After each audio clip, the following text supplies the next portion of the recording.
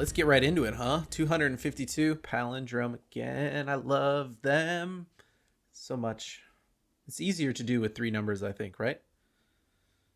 Or is it exactly the same to do once you have more than two numbers? Basically the same. Don't. Well, I think when you add more numbers, it gets harder, right? They're farther apart just because there's more things that have to line up. Yes, that is true. That's true. Yeah. Yeah. Hi. Welcome. It's a podcast. We Were Gamers is the name of the podcast. We were gamers, and boy, are we going to sound like it tonight. JJ's here. Hello. Michael's here. Hey, everybody. Let's get off to a good start before we talk about death. First, Okay. Ominous. peanut butter waffles. Dude, put peanut butter on waffles every day. I believe that I may have spoken on this podcast strongly in a non-understanding fashion about peanut butter on waffles. That sounds familiar. I have since tried it multiple times, and it has grown on me. I now put peanut butter on my morning waffles. Because it is great. I think that I put less than you. I do a light amount. Just enough to kiss the top. Hey, you do what works for you. I love peanut butter and therefore want it as much as I can. Yeah. Well, this podcast is going to start with a lot of that. Last week, JJ, you said there's no way it should take 6 hours to render. Yeah. When I clicked two different settings this time, our podcast only took 2 hours to render. See, that feels better. Yeah. I mean, that's still long, but that's like way better. If I way better. If I did a really fancy visualizer with like a billion of those little things moving up and down, it would take way longer. Sure. Which is part of the problem from before. I had layers on layers of the same thing rendering, which was a oopsie. And then also found that if you use the automatic setting for DaVinci to decide how to encode stuff, it kind of slows down a little bit. If you uncheck automatic, even though it doesn't change anything, it seems to go a little bit faster. But I can't use full hardware acceleration because we don't pay for it. We use the legal free version. Yeah. I wonder, that sounds like we're just going to look at your GPU and use like, let's say like 20 to 40%. If it goes above that. I checked my GPU. It said it was using about 7%. Yeah. So that's like one of those like, yeah, there's some code over there we could run, but I don't see the dollar signs over here, so I'm just gonna let it go. I can't begrudge them. That's a professional need, and a professional should pay for it.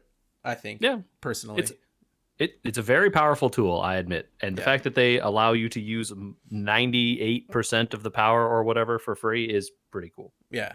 So good on them. Good for them. Oh man, this is a lot of housekeeping. I'm back to Google, you guys.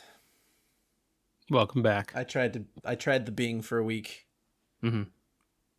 I don't like it.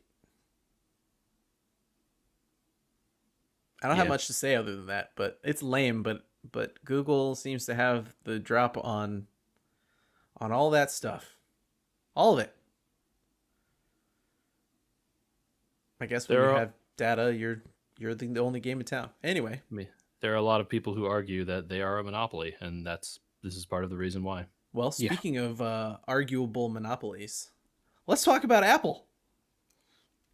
Mm-hmm. Doesn't have a search engine, though, so maybe they're not. I don't know. They're monopoly in a different category, perhaps. I don't know. I don't know. Let's talk about Apple Arcade, because this is a gaming podcast, and we need to get to it.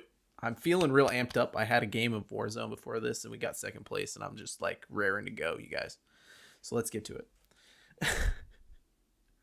I got 3 months of Apple Arcade for free. So snazzy. That's why we're going to talk about it. I wasn't brave enough. I don't game on my phone. Do either of you? Michael, I know you do some sort of Square game on your phone a lot. Yes. Final Fantasy Record Keeper. JJ, are you much of a phone gamer these days? I think, no, not really. I think the only thing I still do on my phone with any regularity is the Konami Pixel Puzzle Collection. Yeah, Oh, that one's good. that's a good one. I'm I don't. trending towards like 96% complete though, so eventually I will not be doing that anymore. Well, unless you decide to play it again. Maybe. I went out and found after I finished that one, I actually went out and found a different pixel puzzle app that's got like 2,000 and something puzzles. Yeah. So that'll keep me busy for a while. I have Picross on the Switch. I bought all the. There was a huge Picross type game, not just Picross, but like other companies that do Picross, and so like I went out and bought I think like all 5 Picross OEM games when they were on sale for half off or something last fall, and so I've got all that waiting for me once Konami is done. I don't know. It seems like the right move personally. I don't. My phone is so small. Putting those things in there. It feels tiny sometimes. Anyway, I didn't play any Konami this weekend. I don't know if that's even on Apple Arcade, but I did want to try it out, and I'm still trying it out. But I tried out 2 of the most talked about games just now. First of all, I tried to sign in to their. So you get Apple Arcade, and Apple Arcade basically makes all the games that are quote unquote in Apple Arcade downloadable from the App Store for free. So it's not really like another app store or anything like that, or it's sort of a subscription access, I guess, and it just discounts the games to free for your phone, which is okay, I guess. It just keeps like less stuff around. I tried to sign into their, I don't know what you would call it, their like version of Xbox Live or whatever, called Game Center. And right off the bat, we were off to a good start. My old name is locked for some reason, even though I signed in with the same iTunes account. So I can't use my old Game Center account. Oops. Yeah. Yeah, cool, right? Bummer. Yeah, bummer. There is a cool thing, though. You can share Apple Arcade with 5 people. It just says that when you sign up for it. You just in the App Store, you activate Apple Arcade, and it's like, hey, do you have 5 email addresses? You could just share this with 5 people. That's wild. Huh. That's crazy, right? They charge too much. I think it's $10 a month to play Apple Arcade. But off the bat, if you've got 5 friends and you want to pay $2 a month, well, hey, maybe that's not so bad a deal. You know what I mean? I'm nodding my head sagely here. Mm-hmm. And then I made the fateful decision that my first game to try in Apple Arcade should be Frogger in Toy Town. Solid choice. No. Was it a solid choice? It was an unsolid choice. Narrator, it was not. Record scratch. This is me. Playing Frogger in Toy Town, the controls are god-awful. It's like they looked at the game, they finished making it, and they were like, is this going to be free to play? I don't know. Maybe it's free to play. Put the star systems in and we'll decide later if it's going to be free to play. And then they looked at it again and they're like, so the controls, how good are they? I don't know. You kind of swipe at the direction you want Frogger to go. Oh, okay, cool. So the cars come a little slower to compensate for that. No. You still have to fit Frogger through really, really tight holes in between cars. But you have basically no control over Frogger. And then I said, this is bad. I wonder if Apple Arcade really now is not for playing games on your phone, but playing games on a controller on your phone. So I hooked up my Sony PlayStation 4 controller to my phone. Okay. Have either of you done that yet? No. No. It was surprisingly easy. I just paired it like any other Bluetooth device, and my phone at least, which I think I'm the only one on here with an iPhone, just recognized it. And it was like, that's a PS4 DualShock. Cool. Here's the controls for that. It didn't make Frogger any better. Yeah. The controls are still so bad and mushy that even the extra control of the controller couldn't save that game. So I deleted that and downloaded another game called What the Golf. I've heard of this game. Did you either of you play Paper Toss? Nope. Doesn't sound familiar. Okay, it's a genre. Paper Toss is a genre of early iPhone games, like iPhone.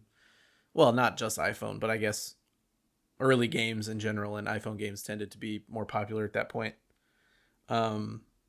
Where literally you had a crumpled up piece of paper and you had to toss it using a swipe motion on your phone. Just swipe up your phone, and the longer you swiped or the shorter you swiped, the further or shorter it went, right? And the paper would get blown by fans, or you'd have to curve it around objects by kind of spinning it, or use your finger to throw the paper into the wastebasket and then get through obstacles, right? Sure. They took this idea and said, what if this was fun instead? You play golf, kind of. There is an object that is akin to a golf ball, and there is some kind of area akin to a pin that you need to get the golf ball to, but every single level it changes. And the jokes are the game is basically for jokes, right? Like, here's an example. The first pin of the game, you putt the ball into the hole. And then the next, that's the first pin, but you have to go around a cat to do it, to get it in the hole. It's not very complicated. You just putt it in twice or whatever. The next hole, you have to putt the cat into the pin to win the game. The next hole, you have to putt your putter into the cat into the pin to win the game. You can kind of see where this is going. Yes. Yes. I want to point out that this game is on Steam and it is $20. Okay, you could play it on Apple Arcade for free. Yes, that was going to be my other thing.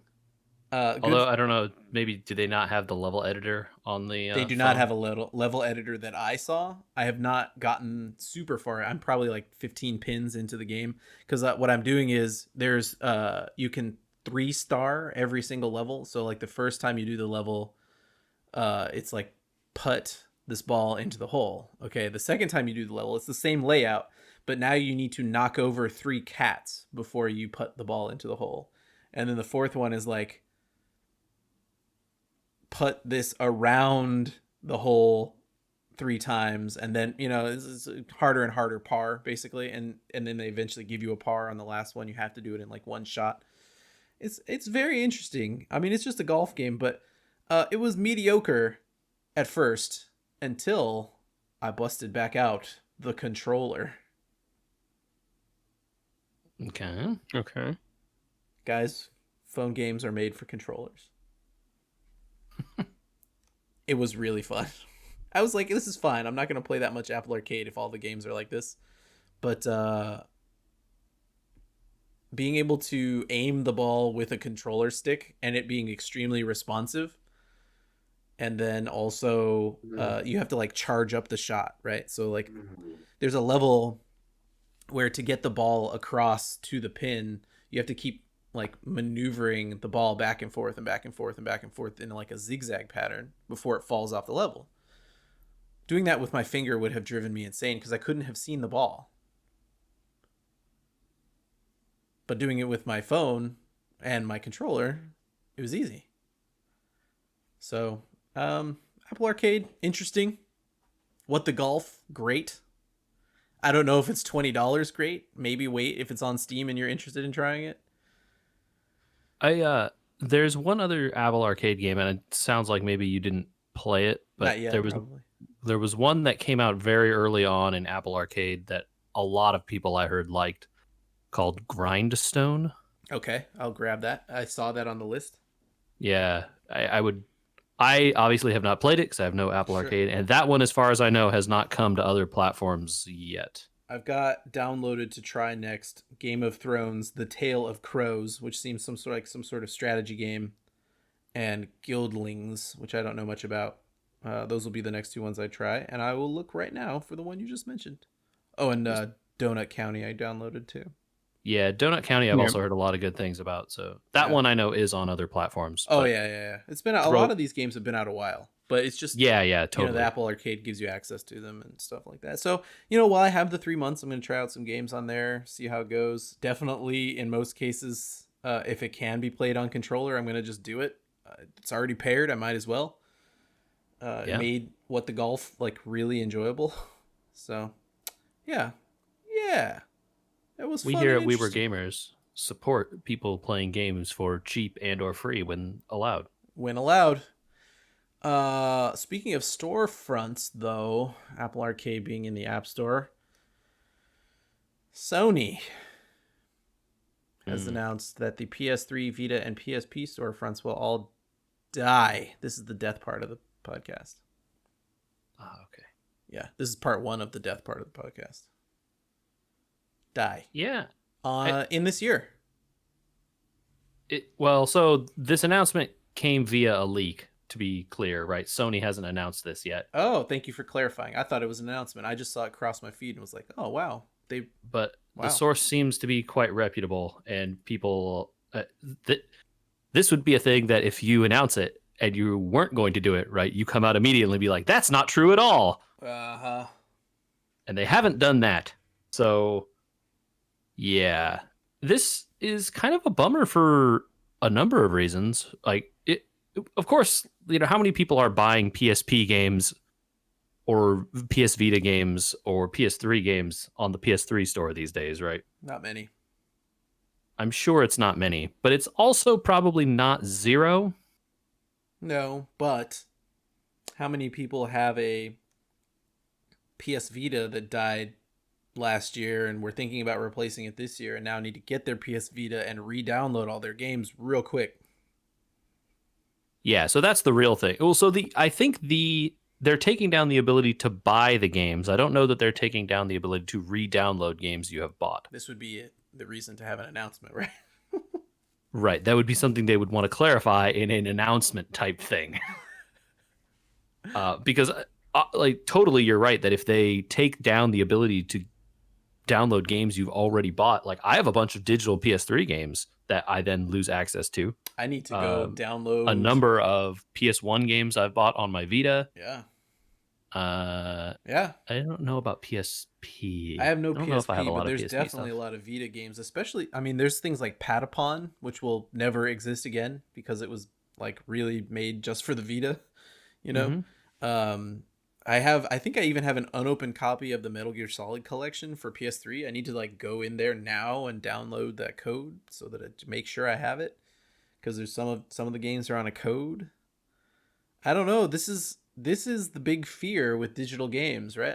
Nintendo has shut down 1 or 2 stores. The Wii store, I think, has been shut down, and yep, it's gone. The 3DS store, I think, just recently. Store, yeah. But those, I don't know. They didn't have as much fanfare. Is it? I think this is the first time, right? So turning off the PS3 store would be a big deal, right? Because the PS3 was a big mainline console. The biggest at the time, right? No, I think 360 outsold 360 it. Right? Outsold it? Okay. Maybe they closed up by the end. I'm not sure. But for a long time, right, the PS3 was, it was a main brand console, if not, the number one. It was up there. And if they, turning off that store, which I suspect is probably because that store is somehow linked to the PSP and or Vita store, right? They're not just turning, because obviously it makes perfect sense to turn off the PSP store. It's shocking that you could still get on, right? Yeah. With what PSP has been, right? Right. PSP has been not a going concern for a very long time. But I assume that they're probably turning these off because they're all interlinked somehow, right? But I think this is kind of this is the beginning of the wave of concern, right? Like there was no concern when the 360 era ended because they told you that the next era that you were going to be able to download some of those games again. And then they did it again. Like you can download a lot of those games again through the new stores. Sony not having announced anything here gives a lot of people pause because it's just like they're shutting it down. There's no news. Well, and a lot of those games that you could get through the PS3 store are not playable on PS4, right? Yeah, because they're PS4 a large games. number. Yeah. Oh, no, because they're PS3 games. That too. Like yeah. You can't play a lot of PS3 games on PS4 or PS5. Like it's just not available. Like there are tons of big Sony releases on that platform that just aren't available to play anywhere else. Yeah. And yeah, maybe some of them get remastered or something and come out in 4 years or whatever. But like not all of them, right? Certainly not all of them. And so now just like some digital games, maybe smaller titles and stuff like that are just never available for sale ever again. They're just gone. Unless they get remastered for a new console, right? Which is, yeah. You like, wonder, if your game okay, if the Vita came out, if you were Nintendo, you'd think, okay, well, they may re-release this, but the Vita doesn't have a partner in the future, right? It's that Sony's never doing a handheld again. Yeah, and so things like Gravity Rush are going to be gone. Or what was the other one that like really relied heavily on the touchscreen on the back?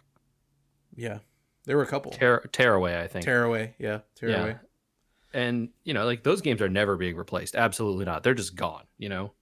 It makes me sadder and more. And this is a tough one because I think Michael called me out the other week and said like, wondering why I evangelize Game Pass so much when I also say I've got most of my games for the Switch on cartridge. Mm-hmm. Yeah. But I think the difference is that Game Pass never promises you that you get to keep the game. And especially because Game Pass doesn't say, hey, congratulations, you have a $200 piece of dead hardware now.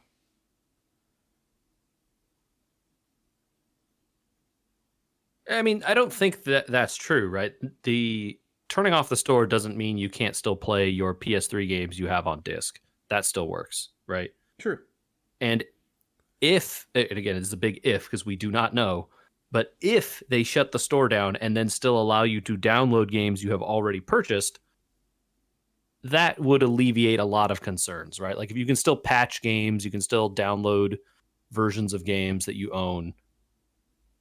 I think I personally would be a lot less concerned about this. It's just like if it's literally just turning off the ability to put money in the wallet and purchase stuff. Sure, who cares? It would be the most not who cares, but it's small version of this, right? But we have no idea if that's what they're doing or not, and that's the worrisome part. Yeah, but I think this is a good example of if you can just buy it, like if you really care.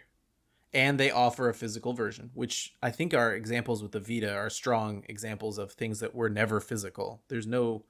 I'm pretty sure there's no Gravity Rush cartridge anywhere that exists, or Tearaway cartridge that exists, or I don't think there's a Patapon cartridge either. A lot of those games were digital only, for sure. And that was their first foray. And I mean, they really were the first to be like, hey, this digital thing is going to be big, so let's try and make this handheld a digital thing. You buy our memory cards and you download the games, and yes, our memory cards, by the way.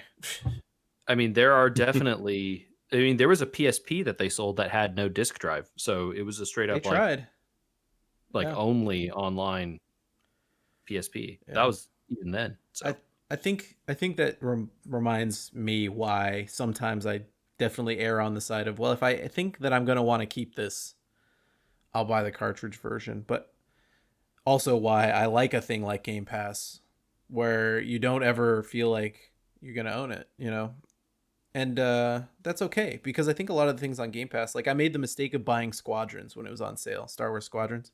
And now that game is included in EA Play, which is part of Game Pass. And I know I'm not going to play that game in 10 years. If I even can, because the servers will probably get shut down by then. Yeah, I was just gonna say that's like an online right? And so that's the online perfect mostly example. game. Yeah, exactly. That's the perfect example of a Game Pass game to me, or a bunch of mid-tier or indie games that I want to try. People talk about how hard Celeste is. Well, I want to try it. Well, it's on Game Pass. Okay, you know. Or I don't have any interest in playing a game, but my friends play it and they want me to try it, so I'll try that out too. You should play Celeste, Andrew. I think you'll like that game. I Actually, may like it. You know, I'm not saying I won't. I just it's a good opportunity. That thing's a good opportunity for a lot of people. Much better value than Apple Arcade. it is hard, but it has a good ramp, and I think you will not have an issue. Yeah. It's not the only death and digital storefront and video game related story we have to talk about. The end of this month is being called Mario Death. It is? Yeah. All of those games that they released for Mario 35th anniversary are going away. Oh, right. I forgot they were doing that. Yeah. So dumb. At the end of this month, yeah. Back into they took a page out of the Disney book. The Disney Vault. Yep. I thought for the life of me that they would get to this point and be like, well, this was not a good idea. Yeah, we're going to take down that Mario 35 game because we don't want to keep the servers running for it or whatever. And much like we thought, there's no player base left. But like, not leaving the All-Stars game up there. Why? What's the point? I assumed to generate more sales up front, but it didn't work. I have the faint desire to play some of those games someday. Not Sunshine, the other ones. But I'm not buying that for $60. Are you crazy? Get out of here. That game's not worth that. I will be curious though if they put all of those games up individually for like $25 each after this, right? That's a good question. Are those the only two things disappearing? That collection and Mario 35? Do you remember, Michael? I don't remember anything else. Okay. Those were the big ones anyway. Yeah. All right. Well, hooray. Have we also reached the death of esports, JJ? I'm unclear. So I assume you're talking about PlayStation buying Evo? I'm talking about a lot of esports, and then I have another comment about, well, you know what? PlayStation buying Evo. Yes, that's part one. Part two, Blizz laid off their entire esports staff. Yeah. Yeah. Wow. Not a good week. You got to assume that Overwatch League isn't doing it for them, right? That must be what this means. I was thinking about it for a second because I keep tabs on it. I don't really watch it anymore, and I think that's the problem. I think it's become kind of the Call of Duty scene. People have their teams they like and they keep tabs on them. But before the pandemic, they had shut down their studio in Burbank and decided that teams would have to go on the road to play their games in person in smaller arenas or venues in hometowns, quote unquote. Well, the London players didn't play in London. They played in Los Angeles. One of the two Texas teams played in Los Angeles. Some of the Canadian teams, I think, played in New York. I don't think the New York team played in New York. So, in terms of their gamer houses or whatever they had. So that created a mess. And then they were kind of like, well, this isn't exactly working. So maybe we'll go to like a half online, half in person scenario. And in the middle of that, then COVID hit and the whole thing shut down and went online after taking a break. And I think that was Murder, She Wrote right there. You got to assume they looked at the numbers and were like, what if we just never did the in-person stuff again? Could we save a lot more money than we make? There's someone did the spreadsheet and was like, oh yeah, wow. Yeah, but they also this stopped esports stuff isn't getting the returns, They also stopped offering a lot of the digital benefits too, and they kept bouncing around who was hosting it. So it was like one season they were on Twitch, the next season they were on YouTube, The next season they were back on Twitch. Then it was like split up, and it was like I just can't keep track of this or watch any of these games anymore. I'm sorry. Just tell me how the London team is doing later. You know what I mean? Yeah, Like, but like you're describing exactly what I'm saying. They're out there looking for people to pay them for their content, right? yeah. And no one, because people aren't watching it, they're not earning sales of, like, who's buying Overwatch because of Overwatch League? Everyone and their mom owns Overwatch at this point that's going to own it, right? Like, the game's been out for 5 years or whatever. They're not driving and new Overwatch somehow they've sales. managed to not hit with an Overwatch 2. And so they laid off most of their esports staff. Jeez. Yeah. And yeah, and now Evo's in trouble, or was in trouble enough to have been purchased by Sony. I mean, I think someone buying Evo was probably going to happen at some point or another. It eventually was going to be big enough that it would be worth someone's time. It's weird that Sony bought them, though. Like, why would they do that? Very confusing. Yeah, and it creates interesting like potential for conflict with games like Smash. So the Smash is not one of the really a concern. I mean, it is certainly, right? Like, there are huge Smash tournaments at Evo every year. Isn't Evo the one? Didn't it just headline? It was 2 years ago when they last had one. I think it was the most entered tournament. So Smash doesn't go every year because Nintendo is notorious for being like, nah, no Smash this year. And then the next year they'll be like, all right, fine, one tournament.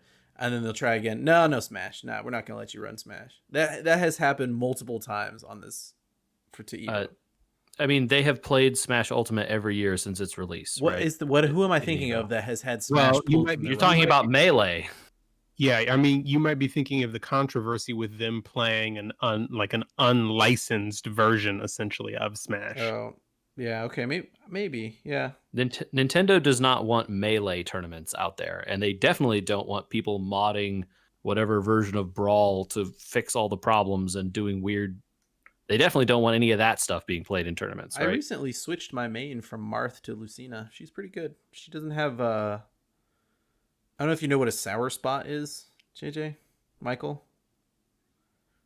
But like, imagine you're punching straight forward, right? Well, like in a video game, your hand on top and on bottom of it would also be part of the hitbox, right?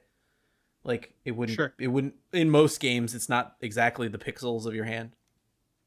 The box is generally drawn around the hand so that the hand is encompassed. Yeah, so there's also ways that the smash moves work in that game where, like, inside of that box, they draw different areas for more and less damage.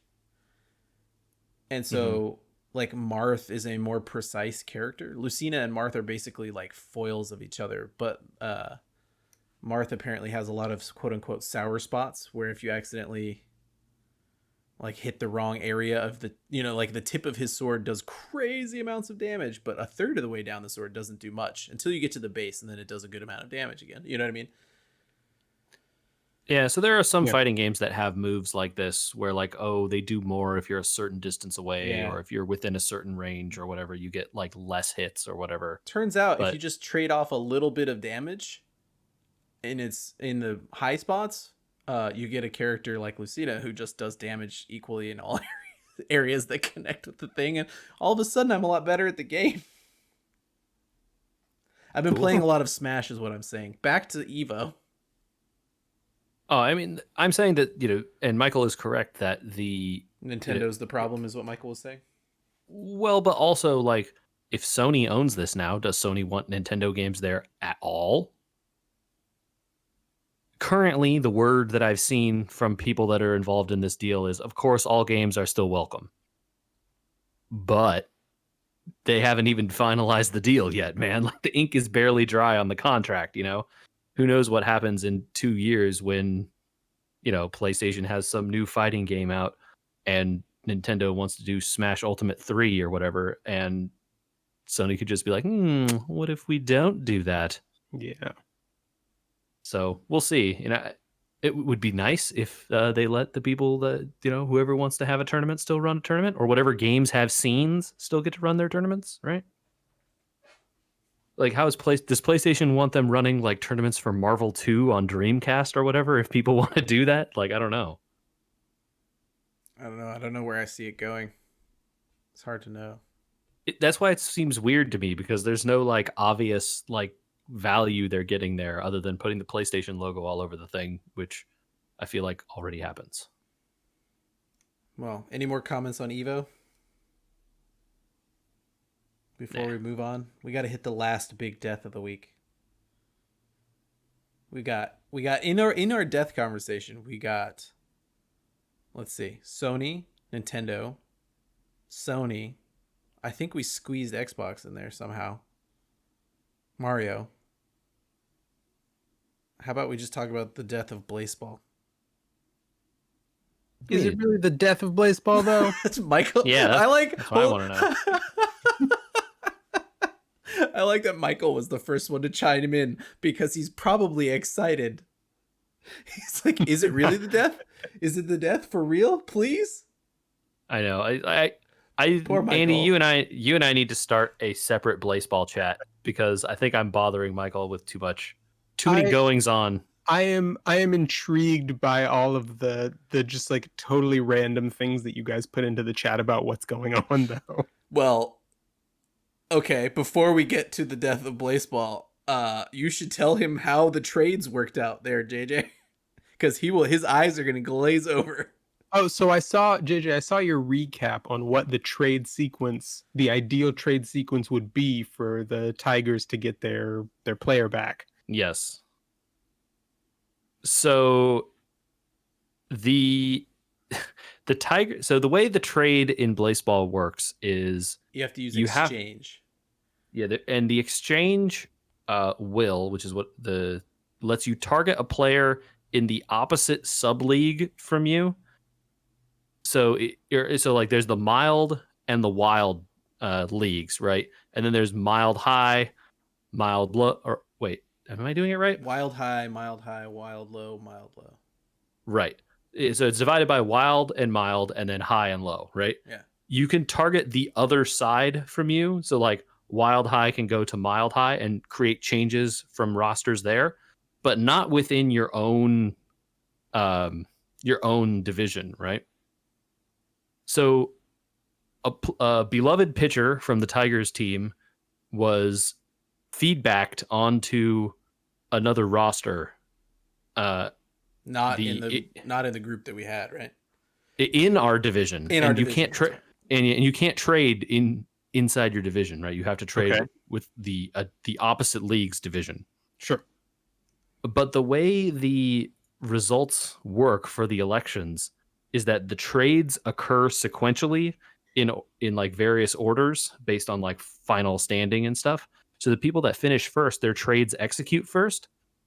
And then if you have a trade that targets a player who is now on a new team, it still goes through and trades with that new team for that player.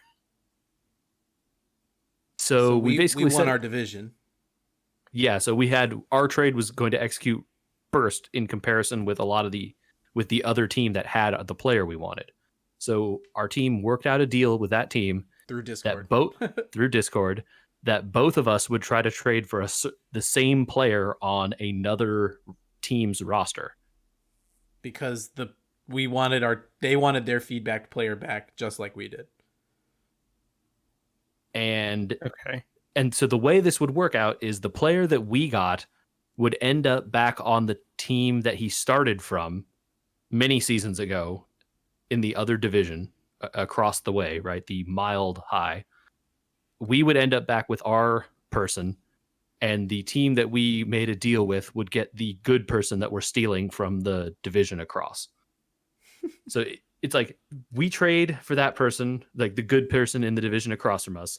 They then trade us our pitcher for the one that we stole, right? And so like then that allows you to do the inter-division trade that wouldn't normally be possible because because of the order of the execution, right? So that did work out, but man, it is a like really convoluted way of getting anything to happen in Blaseball. But kind of cool that they allow stuff like that to happen. It was kind of crazy though, because you can't tell if it worked because you have to go through the entire feed of everything that happened. Yeah. So it's like you can see what the Tigers trades were, right? Or what the Tigers chose.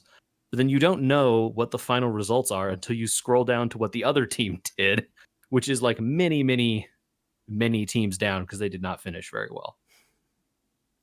Yeah. And we also got a bunch of bonuses and stuff. So it worked out. It was a good election. Yeah. We were able to infuse the worst pitcher on our rotation, which we've been trying to do for 2 elections, I feel like. Awesome. So he'll have more stars next time we play. Yeah, but after this season, it seems they are taking a 2-week break. I need to know if they said why, because this 3 weeks on, 2 weeks off, 3 weeks on, 2 weeks off. I don't know how long people are going to pay attention. I mean, a lot of people anticipated and were happy to have taken a huge break and then come back. I think it seemed like in the Discord that a break was wanted and needed and created a whole new thing. But they implied that when they came back from this, they were going to be ready with like a huge thing. And then 3 weeks was all we got out of it. And now we got to take a 2-week break. I mean, they also said when they were coming back, they would be doing some number of weeks on and then some weeks off. So I don't think anyone was completely unprepared for them to say we're taking some time off either. I might switch my stuff over to being the when you don't check into the game money. Yeah, I wonder if that accrues during when the break. They're not during the off season. Yeah, as they're calling it now. Yeah. I don't know. I hope that it keeps they keep their player base up a little bit. You know, it seemed like they were getting a little bit of sponsorship from the deal. Yeah, enough to pay for the servers and their time or something. I don't know. I don't know. Are we ready to enter the last segment of the Death podcast? Okay.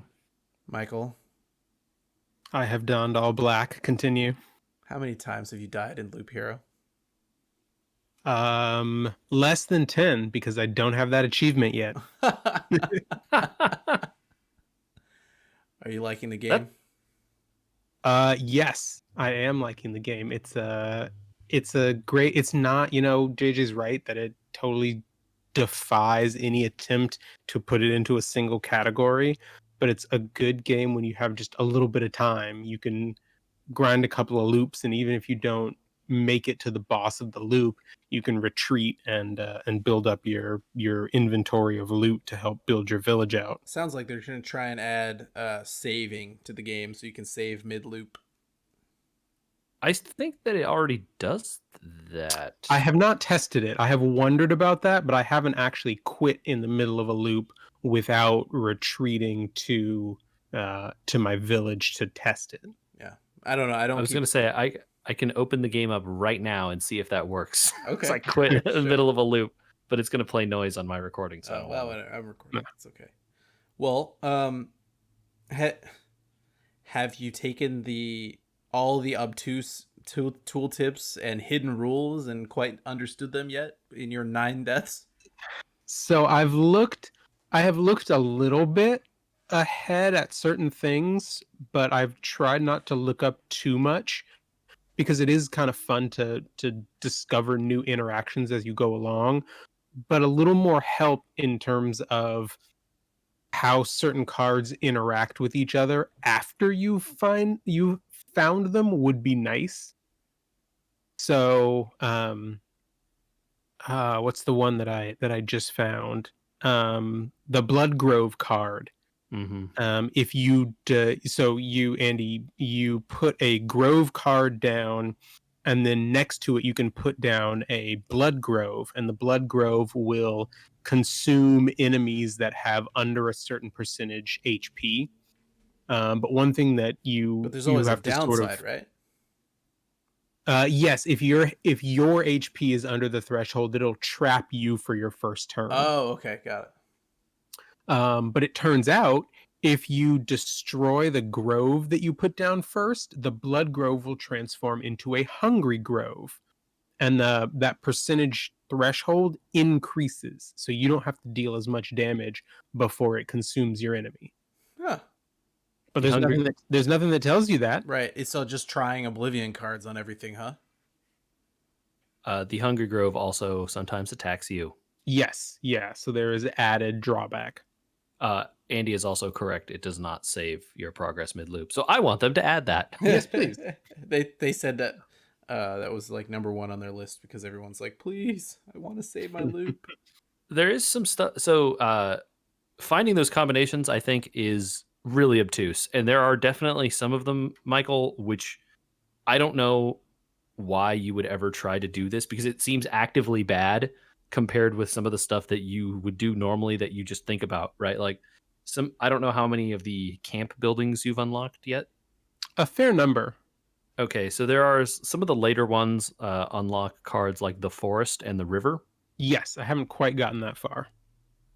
So I mean, I can tell you what the base cards do. The forest gives you cards that increase your attack speed for every one you place. Yep. And the river will double any tile that's next to it. Whatever it does, it just doubles it. Okay. So attack speed doubled, HP doubled, HP per day doubled. Whatever other weird tiles you can find, it doubles them, right? Sure. So like you can think of a lot of really easy things to do with something that doubles it, right? Like I'm just going to make next to a village.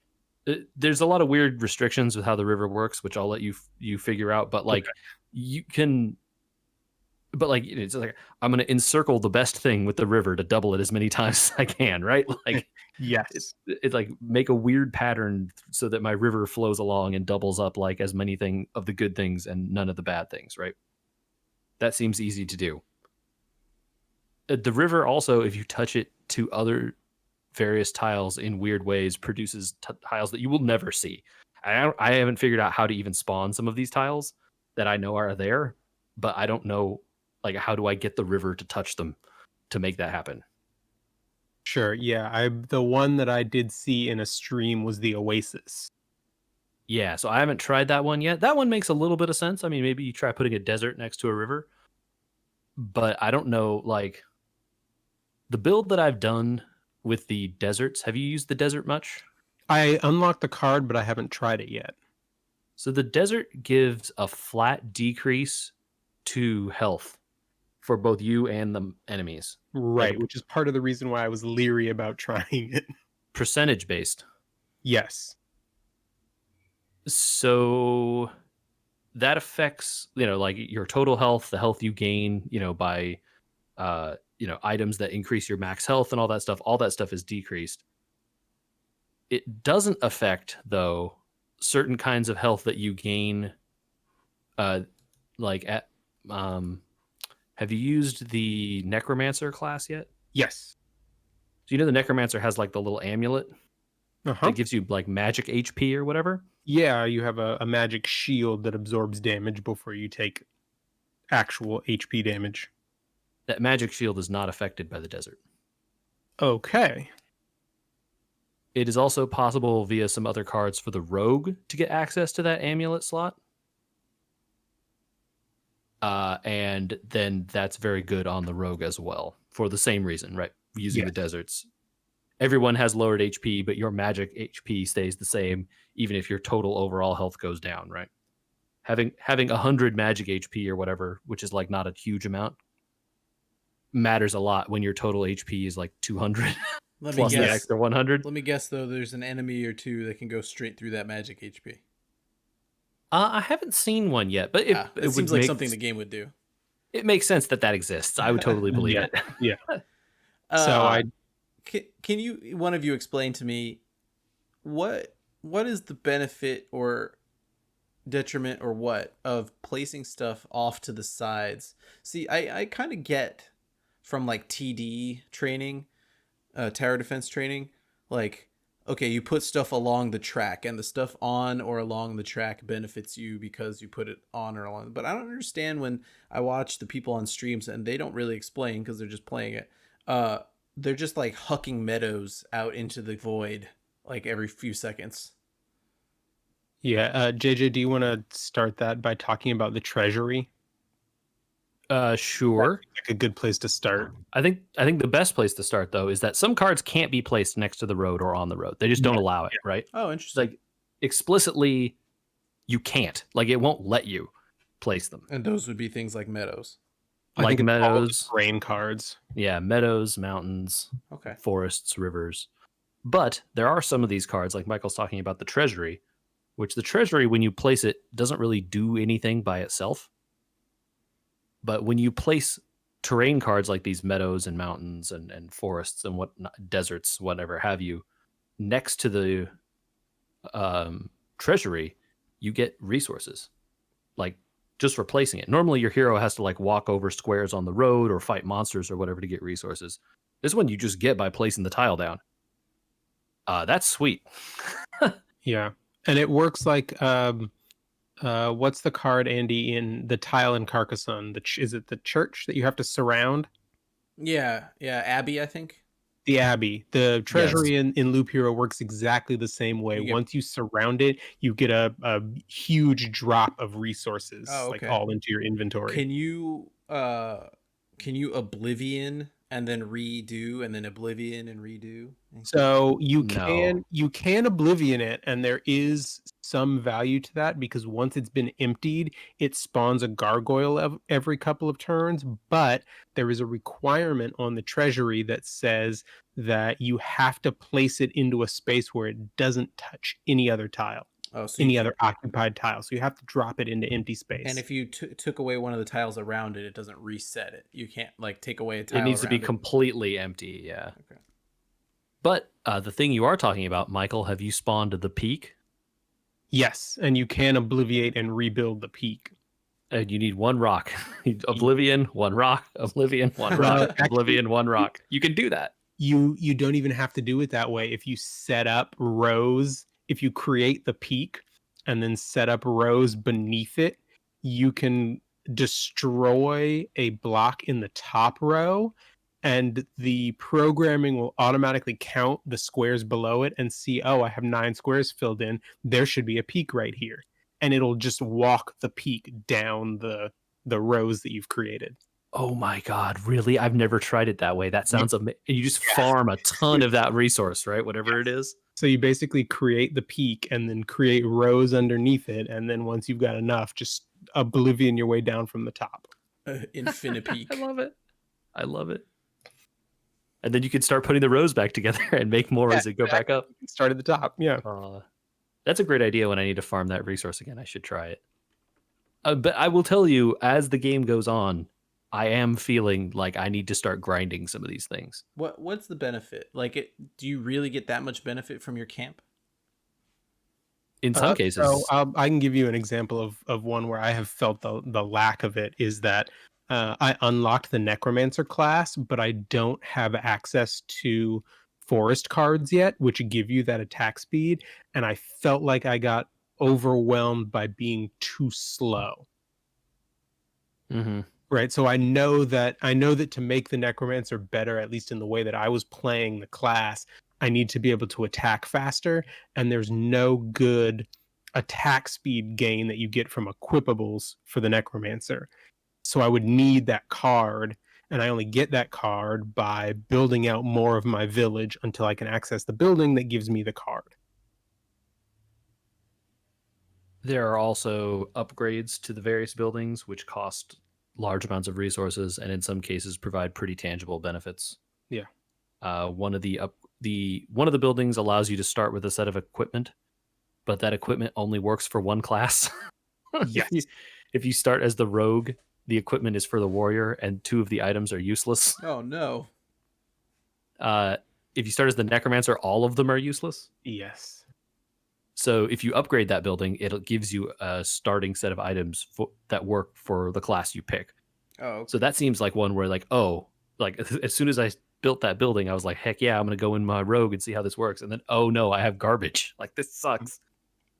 You quickly get new gear. It's not, you can play the game with no gear at all, right? Yeah. But you very quickly come to rely on that gear, so you want it, right?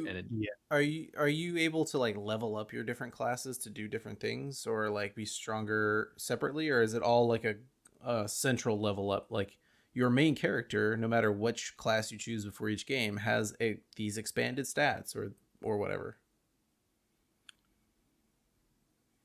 So I'm not sure. So at least in terms of the classes, they don't.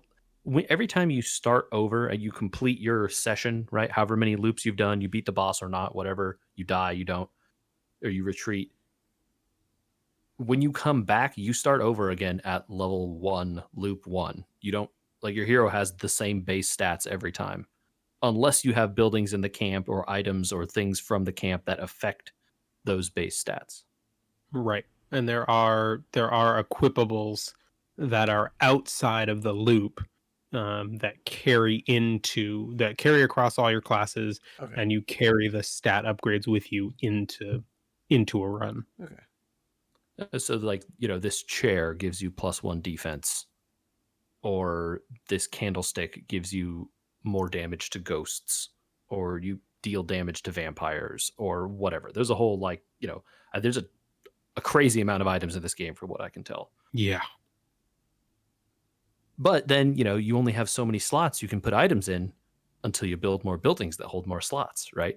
And so then it's a whole, that's just another layer of thing that you can upgrade to try and work with. Wonderful. Well, I'm pretty close to pulling the trigger, hoping I can hold out till the We Were Gamers recommended buy it on sale, but I doubt I will. This game will go on sale eventually, I'm sure, but it is very fun, and it is nice that, like as Michael said, you can kind of just do a few loops and feel like you got something, and then bounce out. Because in some cases, I feel like you have to do quite a lot of loops to be able to fight the bosses. Yeah. I don't. And if you're looking for rarer resources too, it's going to take you a little more time for doing the setups. And there are people that are crazy out there on the internet. If you look stuff up, they give you all kinds of cool card combinations and like, here's how you should lay out your map to do infinite loops and stuff like this. I feel like it's kind of one of those Minecraft type games where most of it, at least initially, now all that stuff's built in. But when Minecraft came out, it was like, how do I make a workbench? I got to look this up on Reddit. Right. Yeah, there to a certain extent, I can imagine that you can math craft some of this. There is some randomness built in just because of you don't know what cards you're going to get or what loot's going to drop, but if you go on long enough, eventually you get enough of what you need, right? Right. Yeah, if you get the rogue and a good evasion build out, you can basically just go. That has probably served me the best so far of the runs that I have made. There eventually are going to be, let's see, what's the enemies that don't miss, or there are definitely going to be like evasion is great and everything, but at some point you need to be able to attack fast enough to get through some defenses or things like that. I thought right? it was funny. Sure, yeah. I thought it was funny learning about the stamina bar. Yeah. And how attack speed doesn't always help you because you might wear yourself out. So you know what? It turns out you still want the attack speed anyway. Yes. Even with the stamina system, it doesn't matter. Mm-hmm. I made a build at one point where I had over 200% attack speed. It was awesome. Even with the stamina system that, you blow through all your stamina really quick, and then you have to sit and wait while it builds back up. But then you blow through it again really quick while you annihilate the enemies. Nice. Yeah. Nice. So I think it's just, I think that stamina system is there to prevent you just from annihilating literally everything. Instantly, yeah. If you get on really hard enemies or the bosses, you still have to think a little bit about your character's other stats. You can't just win by attacking faster than they can do anything. Balance, quote unquote. Yeah. The bosses are an interesting challenge so far. I have found them to be very difficult if you are not... the first time you fight them, I have found them to be almost impossible. I'll say that. Huh. Yeah, so I've beaten the Lich, but I haven't moved on to chapter 2 yet. You should just start, if for no other reason than you get better and more resources there. I assumed that was the case. I was doing a little grinding first, but yeah, I will move on. It won't hurt you anything, if nothing else. Sure. And the enemies are a little harder, but you get more. The resources are more common to drop, and rarer ones are more common. So it's worth it to move up. Wonderful. I love it. I love finding a game that we're all kind of like enamored with. It's it's not rare, I guess, on this podcast, but it definitely is rare that we all have time. You know. Yeah, and this is a good one to fit in around stuff. Actually, you know what, the other quality of life that I would wish for, other than being able to save in the middle of a loop, is to be able to play this on a tablet. I'm sure. I am absolutely sure you could play it on a tablet. Yeah, if you could like Steam Link it, that would Oh probably yeah, work. Dang it! I but just it sold my just Steam seems, Link. it just seems like the kind of thing that would lend itself really well to being on a tablet. It reminds Yeah, me a lot of like really good TD tablet games like Kingdom Rush, I think. yeah, Stuff like that. because it has that base building aspect along with the like you know there's the building in the game aspect, but then there's the building out of the game aspect, Yeah. right? Mm-hmm. It is oddly compelling, and it is nice that, like, you know, as Michael said, and I think you will appreciate, Andrew, you know, you just do a few loops, man. I just want to get in there. I just want to get like 5 loops. You Well, know, I I don't want to know. fight the boss. I just want to get some lumber and get some stone and that Uh-huh. freaking impossible to get crafting resource or whatever. Like, I like Oh yeah. I really like that addition to this type of game because the ability to just be like, you know what? If I just went in for 5 minutes tonight, I bet I could get enough crafting material to do this one thing. Versus like if I stare at FTL, I'll be like, I don't. I can save it. I can absolutely save it in the middle, but there's no benefit to doing a run except to try to get to the end. You know, or try to get an achievement. But yeah, right on. If you have Loop Hero tips for the dudes over here, where would you send them? you could send those to podcast@wewergamers.com, and we would appreciate those tips because I feel like I need them. We are still noobs, as it were. Send it to loopheronoobs@wewergamers.com. Not a real address, but you can put Loop Hero Noobs in the subject. And Oh we yeah, will that read works it. better. Do that. JJ's Because got the right definitely, I could use some tips. Act 3 is hard. So, but we are also on social media. You can find us at We Were Gamers on Twitter, Instagram, and Facebook. And you can find this podcast on wherever fine podcasts are distributed, such as Google and Apple and Twitch or Stitcher, Spotify. YouTube? I don't know, YouTube. Heck yeah, YouTube. You can find it there. And beautiful, lovingly crafted videos with awesome visualizers that you can enjoy on YouTube. Welcome to the rotation Star Trek visualizer. When this podcast is out, you can find it. They're both coming out the same day because that's the way my schedule worked out this month. So enjoy. You get you get like 3 hours of podcast if you want it. I'm very excited for the Star Trek visualizer. Oh man. I had to think about it for a while. So good. Yeah. We'll see. We'll see if you like it. I don't know. I also have to redo the artwork for the main pod. So maybe 252 is the time to do that. I don't know. I'm not going to commit like I did to the other one. Because the time is short currently. We're coming up to a couple holidays here. Spring break for the kids. So it's tough. But we're getting there.